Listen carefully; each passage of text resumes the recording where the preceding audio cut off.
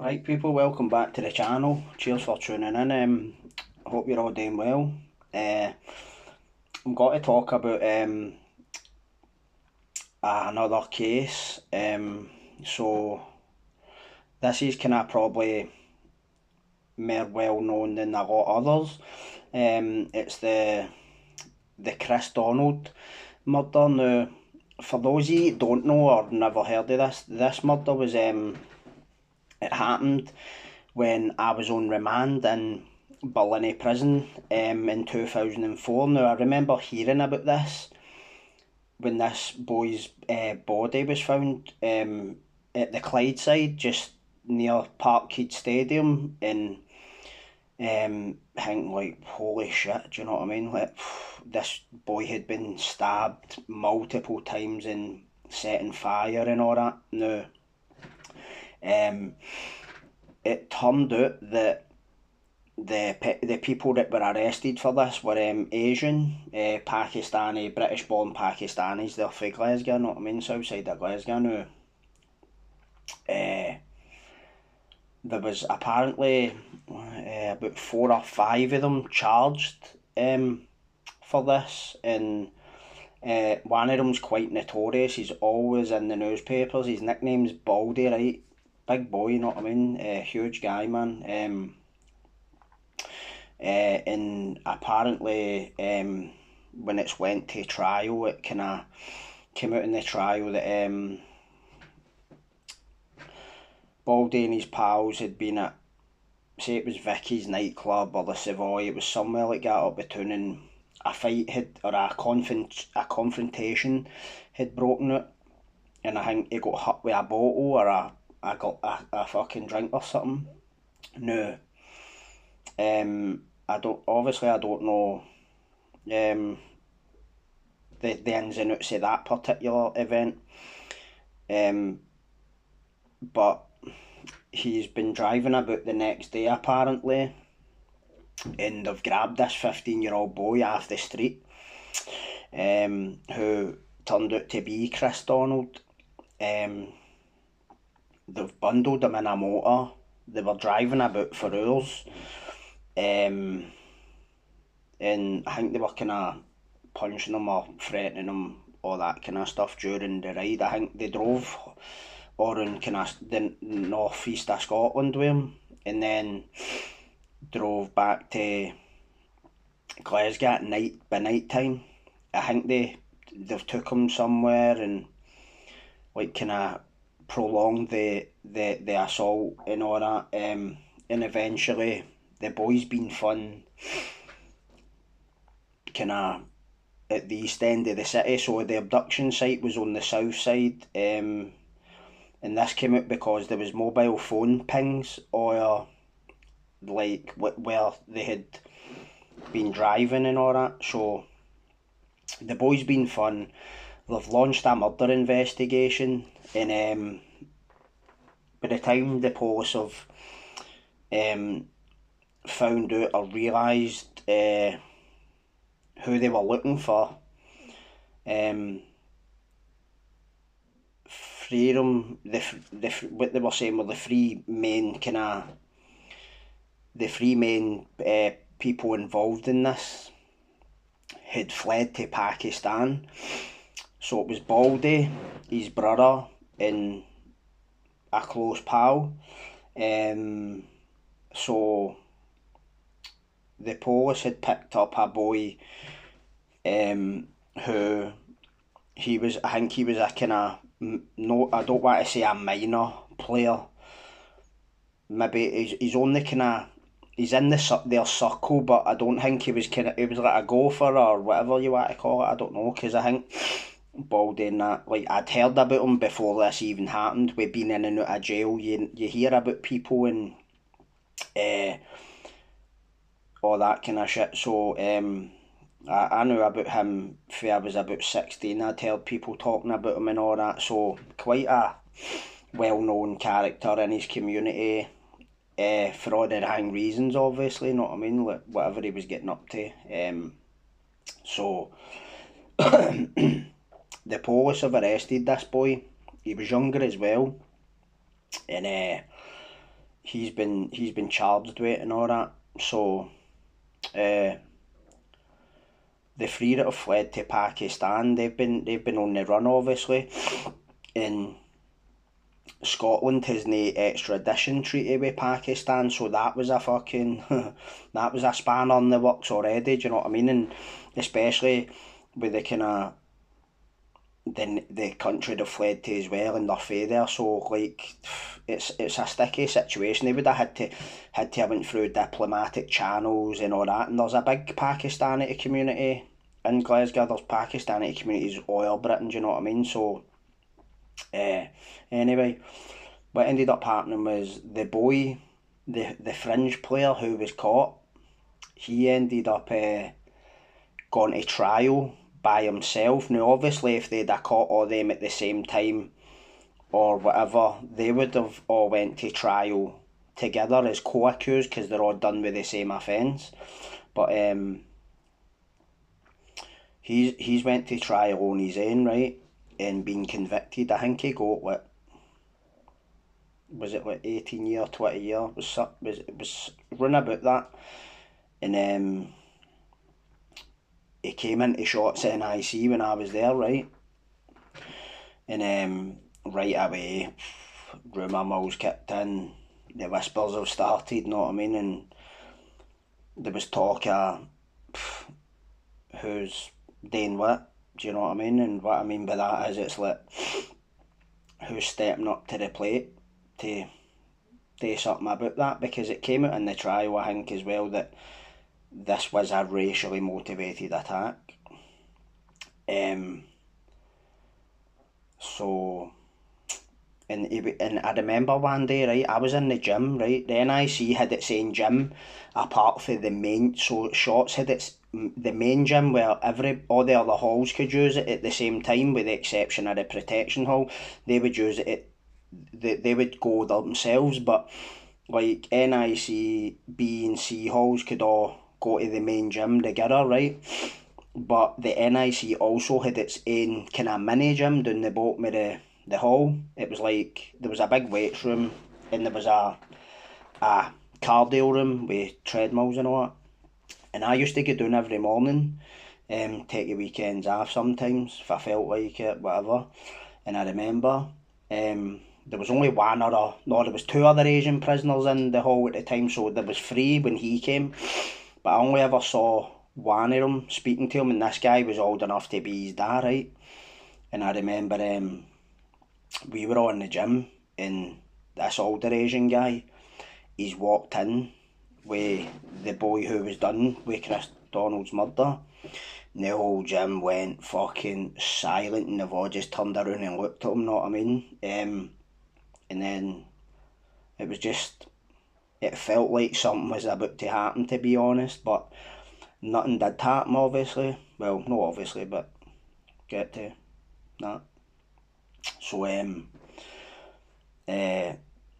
but to be honest, right, see this boy, the boy that was done with this Chris Donald thing, like, I'm no bodybuilder, right, but this boy was struggling to lift, like, I think it was very light dumbbells. It was like maybe 4 key dumbbells, and I'm looking at him and I'm going, a strong wind would knock him out, do you know what I mean? But that doesn't really factor into people's thinking when they're in prison and they're angry or they're riled up about shit.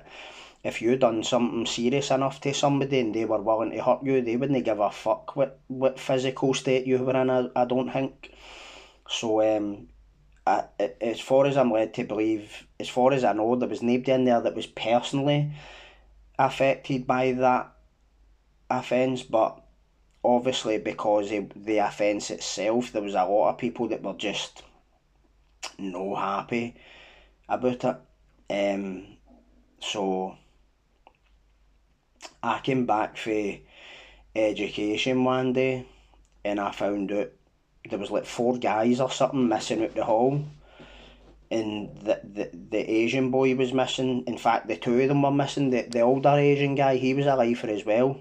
So there's like 6 people all missing out the hall, right? And I came back and the boy I sat with, somebody, there was because obviously you find out everything, because If you're in a hall with guys day in, day out for years, and then all of a sudden, when they're opening up all the cells, but they leave your cell locked, the first thing everybody wants to know is, why is your door locked? If you went on protection, have you been carted to the digger? Have you fucking died? What? Where is he? Because you'll have pals in there, I know that every time your door's open, you're going straight to their cell, or they're going straight to your cell. So if one day you get down and your pal's cell's all fucking boarded up, where's he? What's happening? So it turned out that a couple of guys had apparently been moved for, what I heard was they were trying to smuggle turps or some flammable liquid out of a work shed to set this boy alight. Now, I don't know how true that is, because obviously I didn't know about any of this while it was taking place. Like, I didn't know about the plotting and the plan, if there was a plot. But this, for the screws to move somebody, kind of tells you that something's been reported somewhere, do you know what I mean? They're not just fucking got to... There must have been a credible threat somewhere, whether they were planning to stab him, fucking batter him, set him on fire, whatever they were planning to do, there must have been a credible threat somewhere, or maybe they just weren't taking chances, do you know what I mean? So he wasn't really there long, to be honest with you, but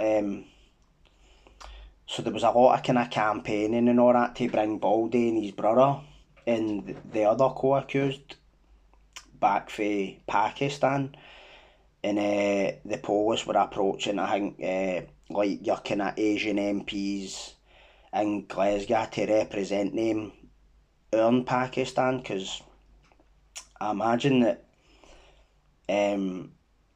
it was coming at it for the kind of the religious aspect to it and all that, because obviously, like, we're foreigners out there, do you know what I mean? And obviously with the history with our country and their country, I don't imagine there's kind of, like, I don't know, do you know what I mean? It must have been like, why would we help you? Do you know, I don't know, maybe, do you know what I mean? But they've ended up, they tracked them down to some village in Pakistan, and they captured them. They've brought them back to Scotland for trial.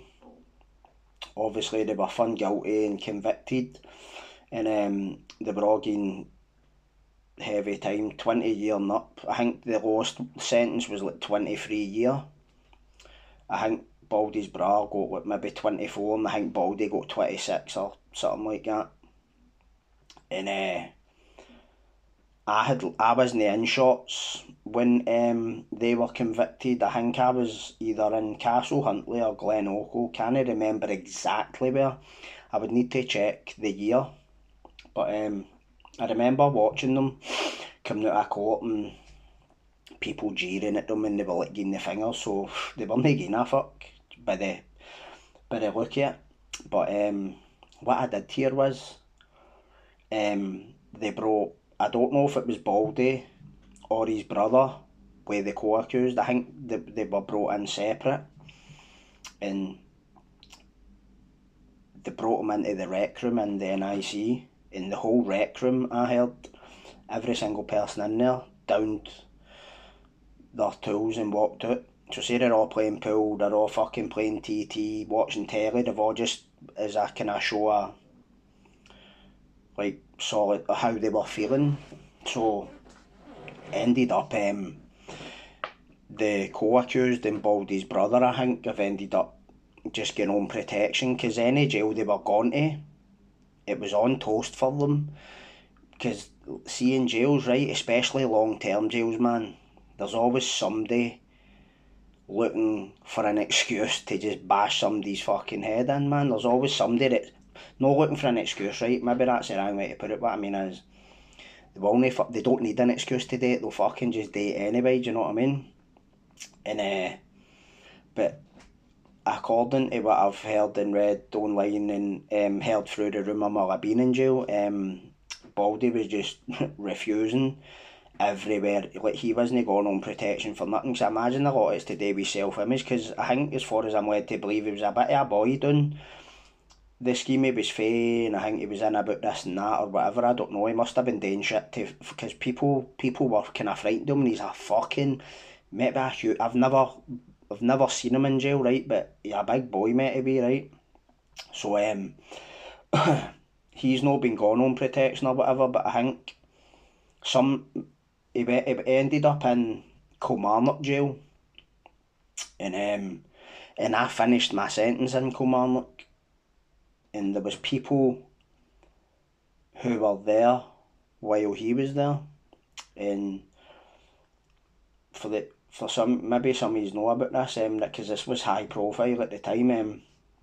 He went to the gym one day and ended up with a fucking 20 key disc. A fucking, when you're bench pressing, know how the big 20 key discs, big plate of metal, man, bounced right off his fucking head, dropped on his nut. Like, he was knocked out. I think he was on the rowing machine, and somebody just ran up and buff right off the back of his nut, knocked him clean out. Another boy's tried to intervene and help him. This boy was training with him, and then the whole gym's just attacked this cunt, right? Leonard Tim, I think he's dead now, but that boy. No sure, but I think he is. And everybody's just fucking started heavy laying into Baldy while he's lying on the deck, spark out. Mate, I swallowed a few teeth and all that. And when he went to the hospital, when he got medical treatment, I think what they said was, see if he wasn't so fucking solid, he would have died. Do you know what I mean? So that maybe that tells you its own fucking story. Do you know what I mean? About how physically strong he must be. Do you know what I mean? And then after that, he's just went from digger to digger. He's like, because obviously he's fake Glasgow, but I think they know he's up in Grampian, like that's away up in Aberdeen, like fucking that's away up there, the north, know what I mean? And don't imagine, you could be getting hassled up there, but I don't imagine there'll be many people up there right to fucking tangle with him, know what I mean? But for what I heard when I went to Kilmarnock, he was trying to kind of, how do I put it, step on toes, or like I'd heard he'd fucking, the reason that he'd done, he basically, and see the guy, he said this to I knew him, he was getting him, he told him he peel his orange, right, he peel his orange, I think the guy done it, I know, and people were obviously noticing this. Now this hall he's been in has been lifers and all that shit, so prison's full of watchers, right? People watch everything. No, no, a lot gets by people, right? And I think he was kind of conducting himself in a manner that was ruffling feathers, like the kind of the hierarchy, because when I went to Kilmarnock was one of the few jails that you could tell there was a hierarchy there. And then he's been arguing with somebody, a guy that was kind of well liked, and he slapped him, like an open-handed slap. And I think they were all just like, fuck yes, man. And I think one of the guys that actually bounced the weight off his head, or one of the main characters that were involved in it, I think he was just as big as Baldy. He was a lifer, I know. I don't know him personally, but I've heard of him, and so this was kind of one of the boys that was still in Kilmarnock when I went there. He was there when this all happened. Good boy. Decent boy, you know what I mean? One of the better ones. And he says to me when they were all going down the gym, obviously when you go to the gym, everybody goes down with all their best gear on, right? But see, this day they've all been going down with jail outfits on, and that's noticeable, right? Especially if you're a screw, right? And one of the screws, right? I know this old screw, nothing gets by this guy, man. Nothing gets by. He's got eyes in the back of his head. He's done that to him. But he's all going down with the jail gear on for him now. MD, who's done it in jail, or maybe even MD that's not done it in jail, will tell you that the reason that people do that is because they don't want to get blood on their own gear, so they're predicting trouble, and they've went down and fucking caved his head in. He got shipped. I think some of them got sentences added on for that. One of them, I think some of them are still in the new, and well, they will be, won't they, if they're like doing lifers and that. But I seen the paper a couple of years ago, it wasn't that long ago, that the screws went into Baldy's cell and he's cut his own throat or something. It might have been a badge, you know what I mean? It wasn't, it might have been some mad weed fucking attention kind of deal. It was like,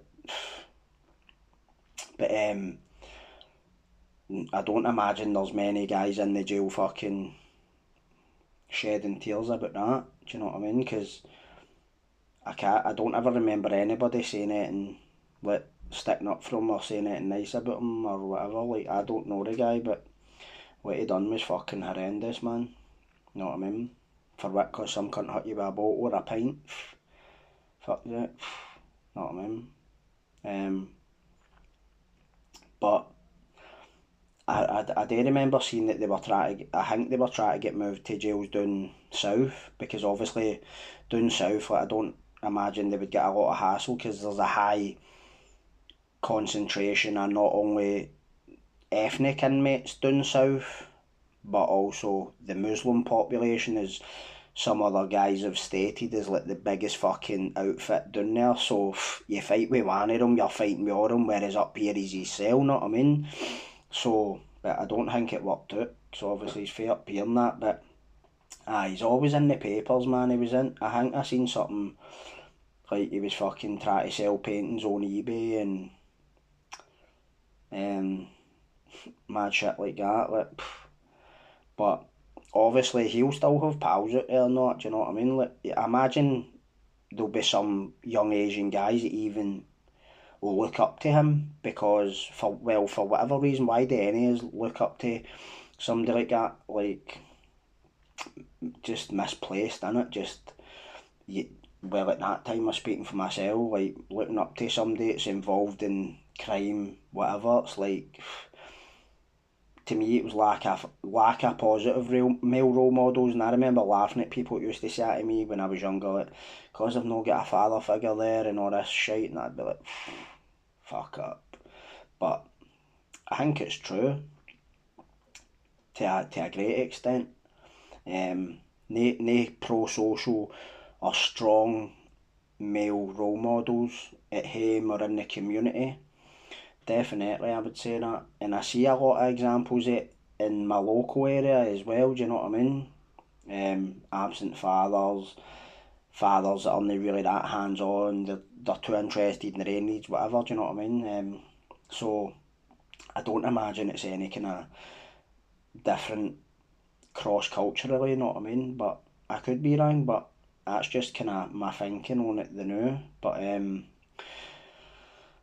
he'll struggle to get parole, I think, man. And the thing is, I know that the boy that actually came into the NIC when I was there, this is the only one out of this whole gang I actually rubbed shoulders with, if you want to put it that way. He get time added on because he fucking ended up coming out like 10 years after this conviction, saying he was, that how it wasn't Baldy that done it, and he had evidence to prove it, but he had kept it all this time because he was scared. And then fucking the judges in the appeal court said that he was full of shite and added fucking 6 years onto his sentence that he has to finish like after his lifer. Now I don't know how that's going to work out, because a lifer, you've not got a date.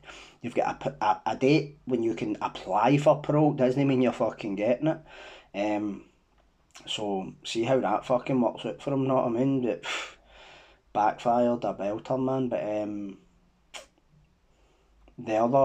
I think Baldy got his appeal denied, and I think the other two abandoned theirs. So but they're always in the fucking papers for mad shit. Know what I mean? Like, and I think every jail they go to in Scotland, right? I think there's even even Nobaldy's brother, the other one, Mushtaq, I think his name is, he was fucking, I think he was in a jail and they were all kicking off cause he got a job in the cooks or something. But to be fair, if he's an Asian prisoner and he's practicing his religion, that's kind of standard for a lot of them because they need to prep their own food and all that kind of stuff. So, like, I don't really see what the fucking big deal is about that. Do you know what I mean? But guys with it's what I say is guys wouldn't need an excuse to fucking fight with him. Know what I mean? I think they would just do it for break your fucking day up, see their name in the papers for I was a guy that done X, Y, and Z. Know what I mean? But fucking crazy shit, man. Like, know what I mean? So, hope you enjoyed that, and that's it for the day.